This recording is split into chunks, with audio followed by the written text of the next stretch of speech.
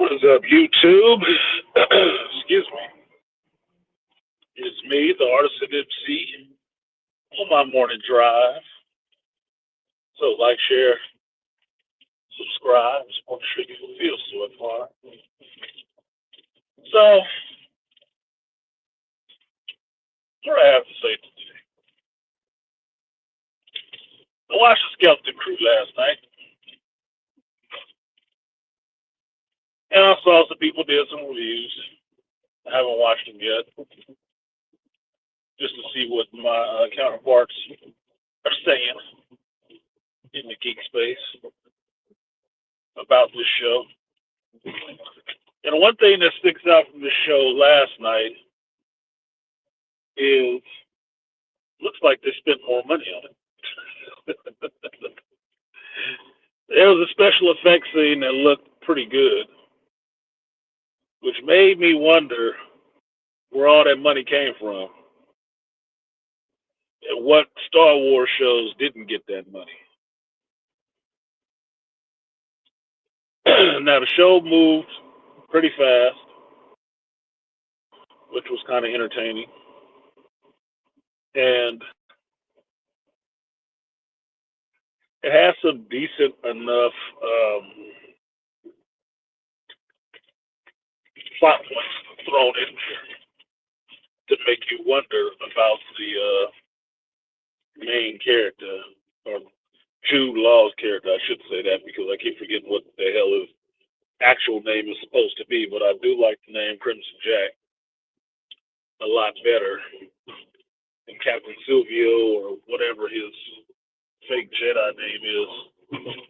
He told some kids. But I will say the show is kind of fun in a weird sense, even though it just keeps hitting the same beats that you've already seen in Star Wars before. Right? The main thing is we're making a daring escape on a ship, right? And everybody gets a chance to jump in the bubble top laser cannons to fire at the people chasing. Except this time, it's not TIE fighters, it's X-Wing. And they're the bad guy. I was like, oh, I guess that carries over from the Acolyte. The people you like are not supposed to be the people that are the good ones are not supposed to be the ones you like. Kind of silly. The owl in this shit dressed like a Jedi.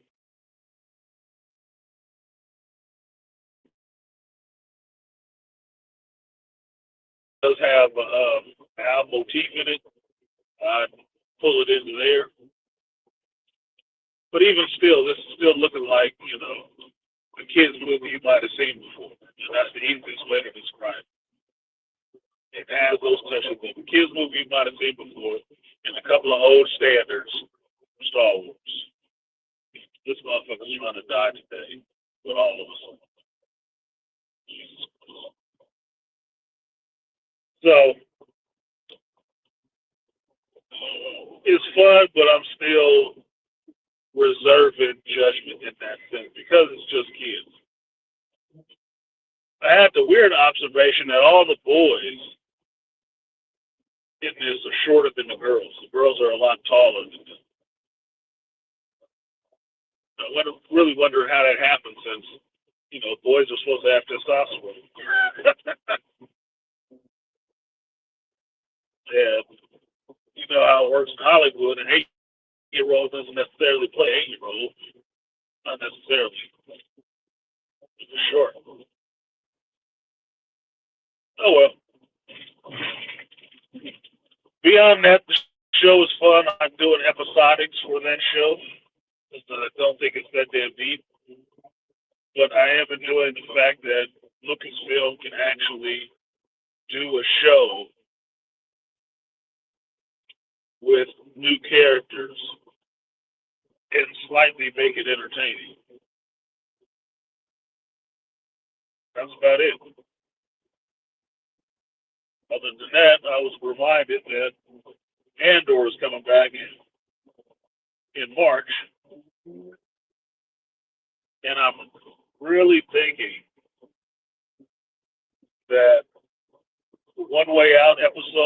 Andor is probably one of the most impactful scenes in Star Wars.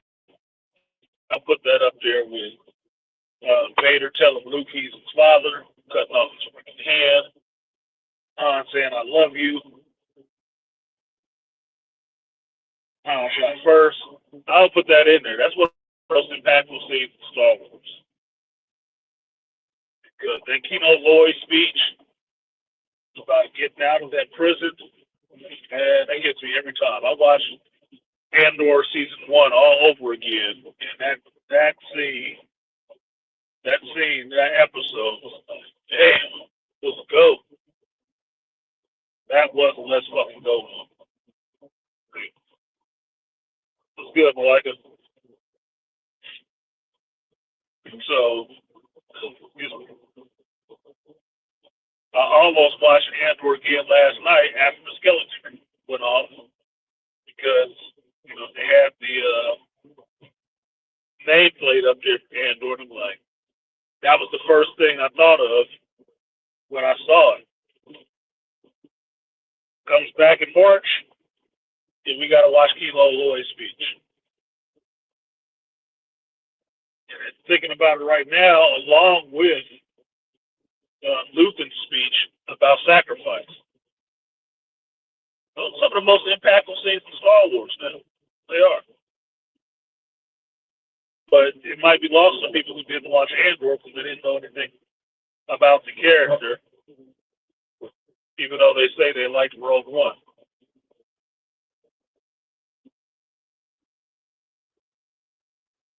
Regardless of that, that was a powerful moment in the scene. Now, the other thing I wanted to say was I was wrong. It happens sometimes. That Kraven comes out this Friday. This Friday. Or tomorrow, given where you are. 13th. I was getting mixed up because that advertisement's out, and then people had did some reviews that I did not watch. But the early access people already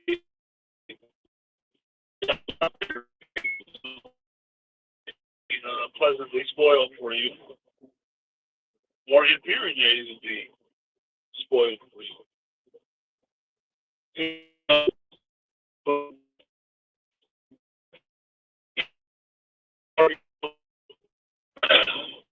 I think I'm gonna check that out Saturday. Possibly. Got some side work to do. But I do want to see the movie. Because I am very curious, and that's always a good point to have me, and that I'm curious about your movie, which means you'll probably get my money more than likely.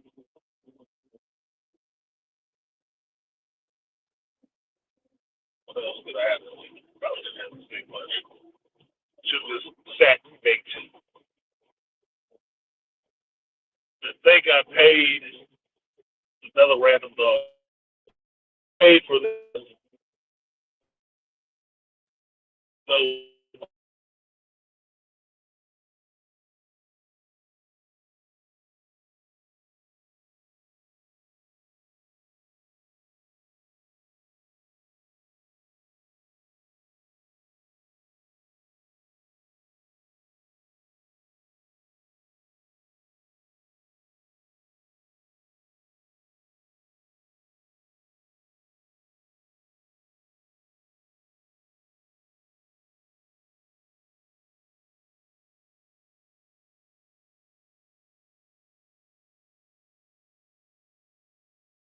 my love was last weekend. First game started out strong, and everything was off. Second game, second rack, I should say. Don't understand. It was weird as hell. Things were just falling short, not falling at all. Scratching, which I hardly do. Ridiculous. But I took it in stride that it was probably payback. probably time for me to lose one since I went undefeated on Saturday for about a dozen or so games. It's probably due. I thought about that when I was playing my son, and I was like, probably using up my wins right now. My playoffs next week, I probably should be saving them. It is what it is. I'm not always works, man. But your boy did pull out a first place MVP for my division in 8 ball, which I didn't even know about. Somebody else was having to tell me that shit. My teammate was telling me that he is a higher rank than I am, higher skill level. However, they just determine the skill level. So he was telling me that shit. So a loss that day could be considered embarrassing. There's no standings that just come out. Better off not knowing that shit because I don't care. I want to play who's ever on the table, and I want to win who's ever on the table. I want to win against who's ever on the table. And I don't necessarily worry about the skill. Just lets me know how many mistakes I cannot make. And second rack yesterday, I made a bunch of mistakes. Well, which means I should have lost.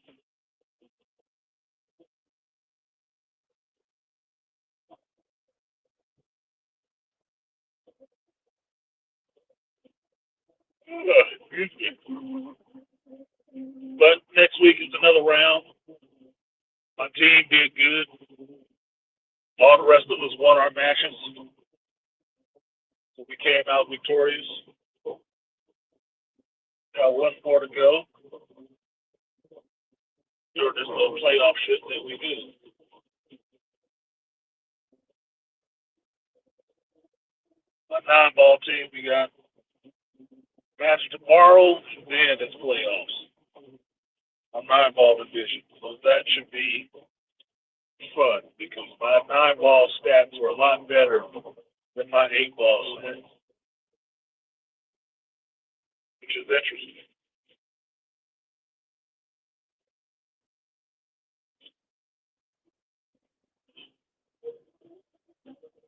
See how it goes tonight. We're playing a good team.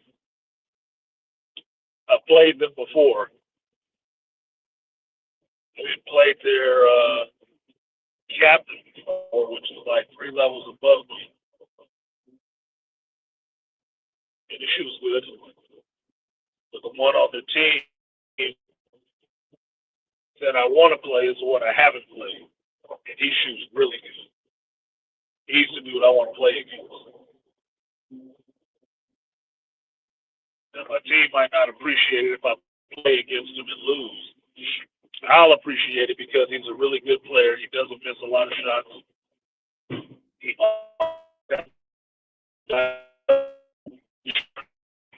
hungry player that I was in my 20s. A silent assassin. Out there quiet, taking shots, knocking them down. I want to play him. I'll play him 10 games. I don't give a shit. I'll lose every one. I want to play him. Fuck everybody else on the team. But people like their matchups to be kind of slanted in their favor. So I may not play him unless they think I'm shooting bad. If they think I'm shooting bad that night, they'll let me play. They'll probably let me play. If they're looking for the easy win. But I want to play just to fucking play. Like Rocky and Apollo, man, let's get in here and see what it is. We don't need the cameras and all that shit. Let's just see. I know that shit will bring out my game. It'll get me back to where I want to be.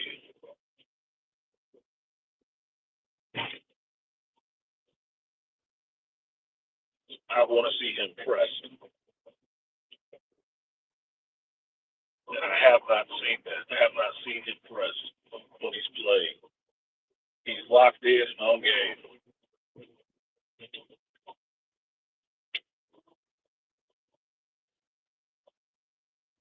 See how it goes tomorrow night.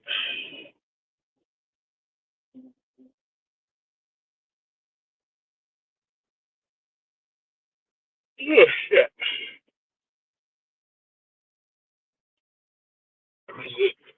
Not much to say. Y'all silent. I'm silent.